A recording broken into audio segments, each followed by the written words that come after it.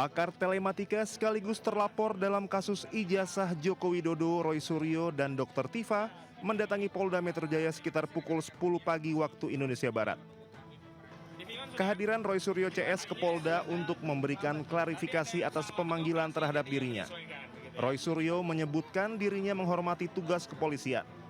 Dan sebagai warga negara yang baik, dirinya hadir untuk memberi klarifikasi.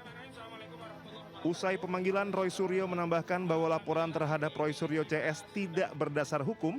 Pasalnya sebuah laporan harus ada korban dan pelaku dalam sebuah kasus. Mereka itu yang lapor-lapor ini, yang lapor ini aneh gitu. Karena itu adalah tidak ada kaitan hukumnya, tidak ada hubungan darah dia dengan Joko Widodo. Ya gitu. Jadi aneh kalau mereka kemudian merasa ikut menjadi yang harus melaporkan, gitu terhina-hinanya, serendah-rendahnya itu nggak ada. Sebelumnya, Roy Suryo CS mengaku sengaja tidak menghadiri pemanggilan Polda Metro Jaya pada 2 Juli lalu karena di dalam surat pemanggilan tidak jelas siapa terlapor dan pelapor. Tim Liputan Anyus melaporkan. Yang tertimbun akhirnya diselamatkan di Kampung Selatani, Desa Tujuh Utara, RT 6 RW 4. Petugas gabungan BPBD, Tim SAR, TNI, Polri, serta Damkar Kabupaten Bogor menemukan 2 orang korban tertimbun longsor di salah satu villa di Desa Tugu Utara, Kabupaten Bogor, Jawa Barat. Kedua korban bernama Ruben Saputra dan Jeremia Siahaan ditemukan meninggal dunia di lokasi setelah pencarian selama 12 jam. Proses evakuasi berlangsung dramatis lantaran posisi korban berada di tebing setinggi 15 meter. Menurut saksi, korban dan keluarganya yang berjumlah 13 orang tengah berlibur saat banjir dan longsor terjadi. 5 orang tertimbun longsor, 3 selamat, sedangkan 2 lainnya meninggal dunia. Yang di Gubuk yang ada 5. Ada 5. Yang 3 yang di rumah sakit kan? Itu keponakannya Pak Peter semua. Yang 3 anak, yang 1 anaknya, yang 2 keponakannya, yang 2 lagi pembantu. Oh, yang meninggal ini keponakannya? Keponakan dua-duanya. Alhamdulillah semua berkat kerjasama akhirnya korban bisa kita temukan. Ada berapa korban dan? Ada 2 korban yang meninggal dan yang 3 orang sudah dievakuasi ke rumah sakit dan sementara dalam perawatan.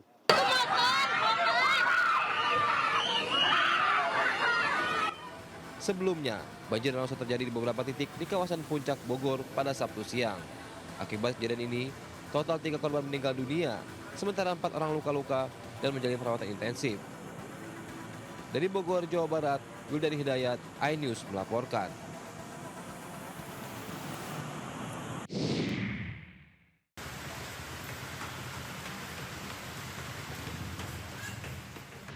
Hujan deras yang mengguyur Tangerang Selatan sejak Senin siang membuat ratusan rumah di Rawalele Ciputat terendam banjir hingga 1 meter.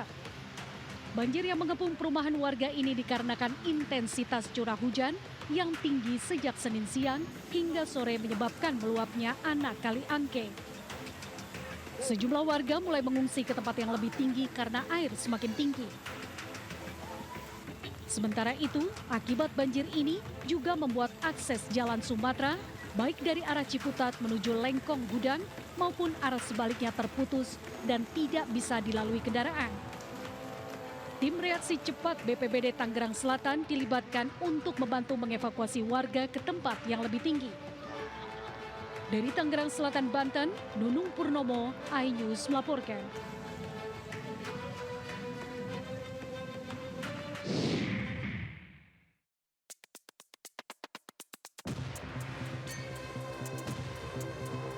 Warga Tapos, Depok, Jawa Barat mengepung seorang pelaku jambret di pinggir jalan raya. Warga geram dan berusaha menghakimi pelaku. Sebelumnya, pelaku menjambret seorang wanita dan berusaha melarikan diri. Naas korban bersama warga mengejarnya, bahkan menabraknya hingga terjatuh. Pelaku akhirnya tak berkutik dan nyaris jadi bulan-bulanan warga. Beruntung, polisi segera datang ke lokasi untuk mengamankan pelaku. Ini di depan mana, Pak? Kalau pas si tabrakannya sama pas yang menanjak wahana. Habis itu kabur ke sini, Pak? Iya. Dikejar sama warga. sama warga ya banyak dari itu segala motor yang pada ngejar gitu. Oh, Maringnya pertama kabur pakai motor, ketabrak. Iya, ditabraknya sama perempuan yang dijamret itu katanya. Oh. Guna pemeriksaan lebih lanjut, pelaku digelandang ke Mapolsek Cimanggis berikut barang bukti milik korban. Di Depok, Jawa Barat, Yuriski melaporkan.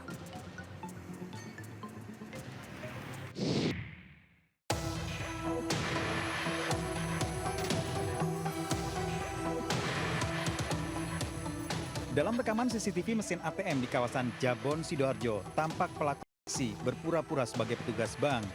Pelaku telah beraksi sebelumnya dengan mengganjal ATM menggunakan tusuk gigi dan katembat.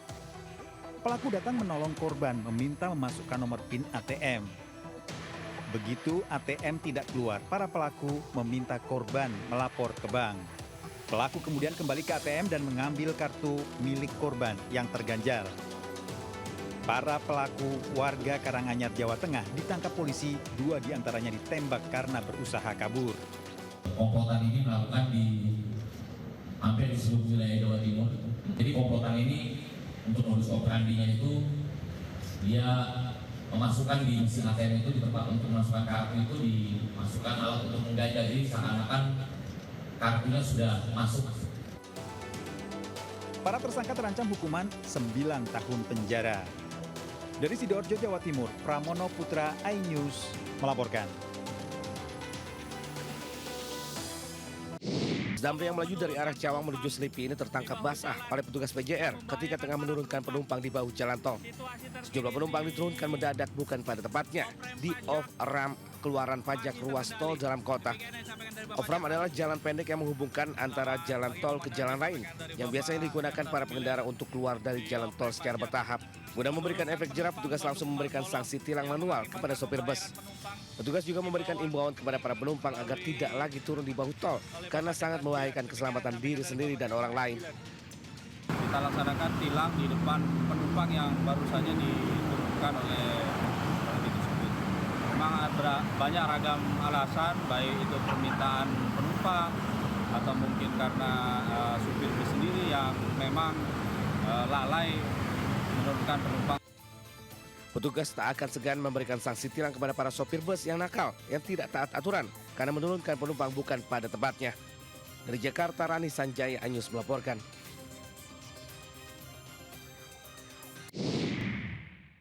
Terus kita parkir, terus tiba-tiba datang si mang parkirnya dengan polosnya. Ini neng, sana bayar dulu langsung, sana 20.000. Bajir cek aing teh 20.000, itu salah. Kita teh mau ibadah, kenapa kamu mempersulit, memanfaatkan, tahu nggak si tukang parkir teh? Iya teh memang kumaha, seni kumaha. Ini kalau mau lapor kasar ke Pak Dedi kumaha, iya harus ditindaklanjuti ya tuh. Parkiran liar kayak gini paling kita parkir juga paling lama setengah jam sampai beres Jumatan, terus kita langsung pergi 20.000. Video kekecewaan seorang warga Bandung ini viral di media sosial. Pengunggah meluapkan kekesalannya karena merasa dipalak oleh seorang juru parkir liar. Saat hendak melaksanakan salat di sebuah masjid di kawasan Asia Afrika Bandung, tiba-tiba seorang juru parkir liar menodongkan karcis kepada pemilik kendaraan dan meminta tarif sebesar Rp20.000. Korban menduga juru parkir memberi karcis palsu untuk parkir di bahu jalan. Terus kejadian kemarin atau tadi itu yang digunakannya adalah karcis buatan sendiri, bukan dikeluarkan oleh Brun Parkir Dinas Perhubungan Kota Bandung. Jadi terima kasih atas laporannya dan kami akan tindak lanjuti dengan kejadian itu, mudah-mudahan tidak terjadi kembali. Aparat mengimbau agar warga dan wisatawan yang datang ke Kota Bandung agar parkir di area resmi untuk menghindari aksi pemerasan dari juru parkir liar. Dari Bandung, Jawa Barat, Billy Maulana, iNews melaporkan.